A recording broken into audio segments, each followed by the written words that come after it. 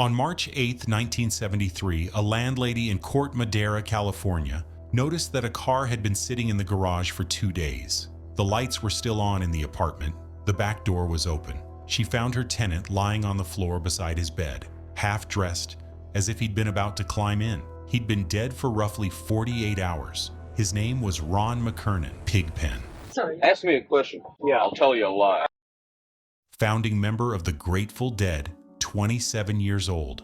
3 things were found in that apartment that nobody talks about. A diet chart pinned beside his bed, every meal logged, every medication timed, exactly as his doctor prescribed. A cassette tape he'd recorded sometime in the final week of his life, and a photograph, the last one ever taken of him, shot by a friend who'd driven him to see his band one last time. Those 3 objects tell you more about who Pigpen actually was than 50 years of mythology, because the myth says he drank himself to death. The myth says he faded away. The myth says the Grateful Dead outgrew him, and he couldn't keep up.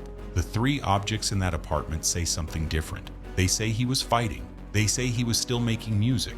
And they say the band he built from nothing turned him away at the door. But before we get to what happened at the end, you need to understand what happened at the beginning. Because the part everyone forgets is that without Pigpen, there is no Grateful Dead, period. Here's something that will rewire how you think about this band. Jerry Garcia, the man whose name is the Grateful Dead, said this about Pigpen in an interview. Pigpen was the only guy in the band who had any talent when we were starting out. Not Phil Lesh, not Bob Weir, Pigpen. Ron McKernan grew up in Palo Alto, California, in a house soaked in blues. His father, Phil McKernan, was an R&B disc jockey at KRE Radio in Berkeley, not KDIA, as most Dead histories claim. The family's surviving daughter corrected that error directly on the Grateful Dead's official podcast in 2023. Phil spun Bobby Blue Bland, Muddy Waters, Lightnin' Hopkins, and Howlin' Wolf on his show. Young Ron sat in his room and absorbed every record his father owned. Kent Records, Chess Records, the whole catalog. By 15, Pigpen was sneaking into East Palo Alto blues club's Mickey's Blue Room. As many people as can come, we'd like for them to do it. But if they got no money, and we don't make no money. The Aztec Lounge, the anchor bar playing harmonica alongside musicians twice his age. The local black community nicknamed him Blue Ron. He met Garcia through the folk scene around Kepler's Books in Menlo Park. Garcia described visiting Pigpen's room. It was a ghetto. He'd have a bottle of wine under the bed, wearing just a shirt and his underpants, playing Lightnin' Hopkins records. And here's the detail that changes everything. It was Pigpen, not Garcia, not Lesh, not Weir, who pushed the jug band to go electric. Garcia confirmed it. He'd been pestering me for a while. He wanted me to start up an electric blues band. In late 1964, Pigpen grabbed instruments off the wall at Dana Morgan's music store, and the Warlocks were born. First show May 5th, 1965, Magoo's Pizza Parlor. Mickey Hart put it plainest. When I first met the Grateful Dead, it was Pigpen and the boys. It was a blues band. Think about that, the Grateful Dead. The band everyone associates with psychedelic jams, with acid, with Garcia's cosmic guitar, started as a blues band. Pigpen's blues band. He was the frontman. He was the band leader. He picked the songs. He drove the sound. We just make a lot of noise, maybe it seems like. And then, over the next 7 years, his own creation evolved into something that no longer needed him. But we're getting ahead of the story. The Grateful Dead took acid together for the first time in 1965. Pigpen refused. He refused every single time for the rest of his life. That sentence sounds simple. It wasn't. In a band that built its entire identity around psychedelic exploration, where the music itself was shaped by what LSD did to the musicians playing it. Being the one sober guy in the room meant something. It meant isolation. Pigpen's drink was Southern Comfort, later Thunderbird wine. He didn't smoke marijuana.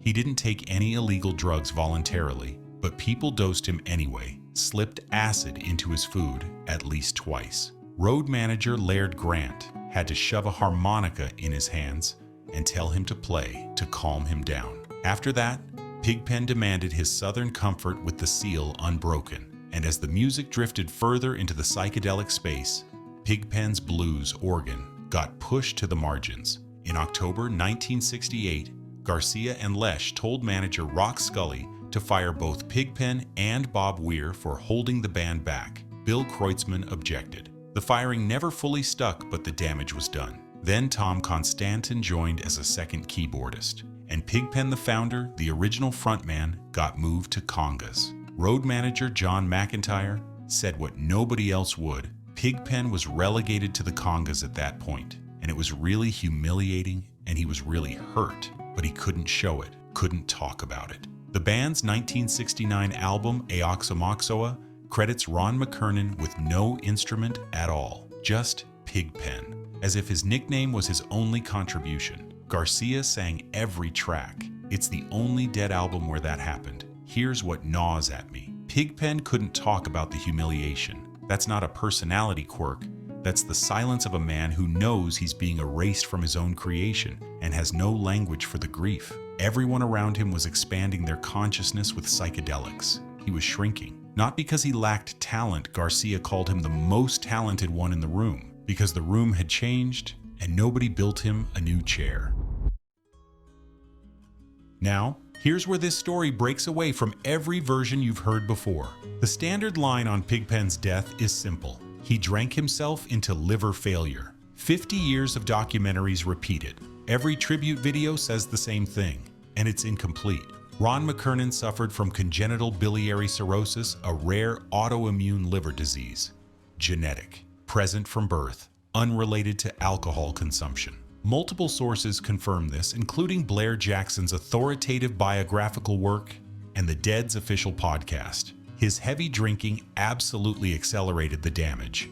Nobody disputes that. But the autoimmune disease alone could have killed him. And here's the proof that makes this impossible to dismiss. Pigpen's younger brother, Kevin McKernan, who became a blues organist himself, played in a band called Osiris, opened for Garcia/Saunders, died on March 10, 1993, at age 37, of an autoimmune disease, the same family of illness. Both brothers, both dead before 40, both from the same genetic inheritance. Now, does this excuse 50 years of hard drinking? No. Look, every source confirms Pigpen was deep into alcohol from about age 12. But the distinction between he chose his destruction and his body was already destroying itself matters. It matters because the band treated his decline like a lifestyle problem. They gave him space. They let him disappear. Phil Lesh later admitted it. It would have been better for Pig if we just canceled the tour and let him recover all his strength at his own pace.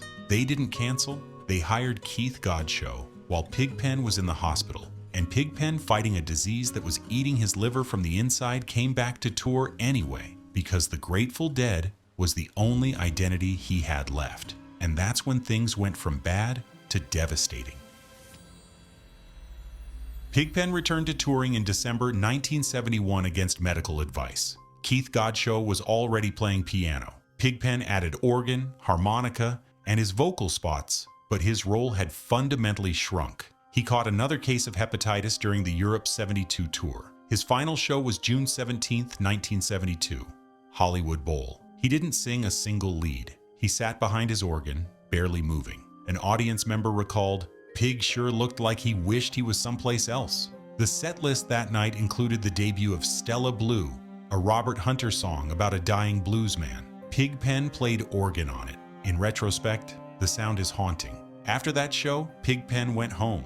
He didn't perform again, but here's the part that complicates the died alone narrative. He wasn't alone for most of those last months. Veronica Grant, his longtime girlfriend, the woman he'd been with since the mid-60s, an African-American woman from Vallejo, who some sources credit with giving him his nickname, was still there. They fought, they reconciled, they fought again. In November 1972, roughly 4 months before he died, Veronica left for good after a bitter split over furniture that required 2 lawyers to settle. But what Pigpen reportedly said to her before she left changes how you hear everything that follows. He told her, "I don't want you around when I go." Read that line again. He knew. He wasn't asking her to leave because he was angry. He was clearing the room. The man who'd been pushed to congas, pushed out of his own band, Pushed to the margins of his own life, he was managing his own death the way he'd managed everything else, quietly, without asking for help,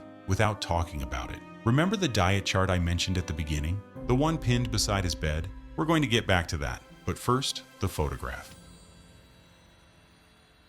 In early March 1973, just days before the end, Pigpen called photographer Bob Seidemann and asked him for a ride. He wanted to go to the Stinson Beach Community Center, where the Grateful Dead were rehearsing. He wanted his picture taken with the band one last time. Seidemann was horrified by what he saw. Pigpen was skeletal, so weak he had to be helped from his front door to the car. They drove to the rehearsal, and here's where every comfortable version of this story falls apart. According to Seidemann, the band turned him away. His exact words, "They coldly put him down, turned him away, they pecked him." Dennis McNally's official biography frames it more gently. The band didn't want to be distracted and expected Pigpen to recover. Mountain Girl said later, "We all thought he was getting better. Pigpen wouldn't tell anyone how sick he was, but the result was the same." Pigpen, the man who founded this band, who pestered Garcia into going electric, who was the only one with talent when it started, drove to rehearsal to see his bandmates one last time, and they sent him home. On the drive back, Pigpen turned to Seidemann and said 5 words. "Seidemann, will you take my picture?" That photograph became the last image of Ron McKernan ever captured, a dying man, asking to be seen. I keep coming back to the sequence. He asked the band for one thing. They said no. He asked a photographer for one thing. Seidemann said yes. The people who owed him the most gave him the least, and a guy with a camera gave him the only thing he wanted, proof that he was still here. March 8, 1973, the landlady finds him, floor beside the bed, half-dressed, dead for 2 days. The Marin County coroner's report confirmed the cause, hemorrhaging of blood vessels around the liver and the point where the esophagus meets the stomach, portal hypertension. His liver had been failing for years, the autoimmune disease compounding the alcohol damage until the veins simply burst. And beside his bed, the diet chart. Every meal, every medication, the exact schedule his doctor prescribed. The coroner confirmed McKernan had been following medical orders to the letter. He was 27 years old, the same age as Jimi Hendrix, Janis Joplin, Jim Morrison, Brian Jones, but his death didn't make the same headlines. Rolling Stone ran a short obituary. The Dead played their next show 7 days later, and then someone found the tape, a cassette, recorded in that apartment, in what appears to have been the final week of Pigpen's life. Just him, alone, playing slow, gospel-inflected blues piano, singing in a voice so frail it barely holds the notes. The lyrics go, "Don't make me live in this pain no longer. You know I'm getting weaker, not stronger. My poor heart can't stand no more." 4 songs. She's Mine, I Believe, Like a Long Time, Michael. They've never been officially released.